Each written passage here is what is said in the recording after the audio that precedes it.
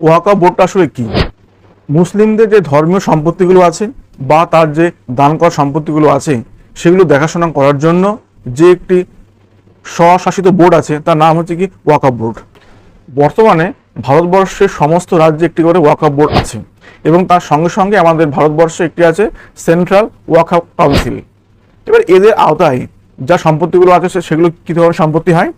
সেগুলো হচ্ছে গিয়ে সমস্ত মসজিদগুলো, কবরস্থান, মাদ্রাসা, school, hospital, dispensary, shopping complex, জমি, ঘরবাড়ি, ক্লাব বা কোনো বিজনেস অর্গানাইজেশন সবগুলো আছে হচ্ছে গিয়ে ওয়াকফ বোর্ডের অধীনে। ভারতবর্ষে প্রথম ওয়াকফ বোর্ড গঠিত হয় 1923 সালে ব্রিটিশ আমলে এবং সেটি ছিল খুবই দুর্বল এবং তার যে কার্য পদ্ধতি খুবই দুর্বল থাকার জন্য ওটি পরবর্তী সময় অফ হয়ে যায়। এরপরে যখন ভারতবর্ষ স্বাধীন হয় তখন 1954 সালে তৈরি হয় একটি নতুন অ্যাক্ট, একটি ওয়াকফ অ্যাক্ট।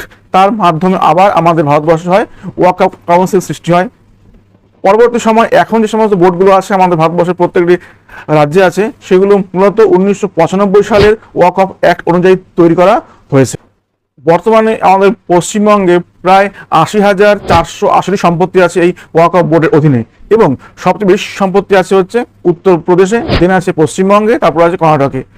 একটি অদ্ভুত ব্যাপার হচ্ছে যে ভারতবর্ষে ওয়াকফ বোর্ডের অধীনে যে পরিমাণ জমি আছে তা হচ্ছে দুবাই এবং লন্ডনের জমির পরিমাণের থেকেও বেশি আছে।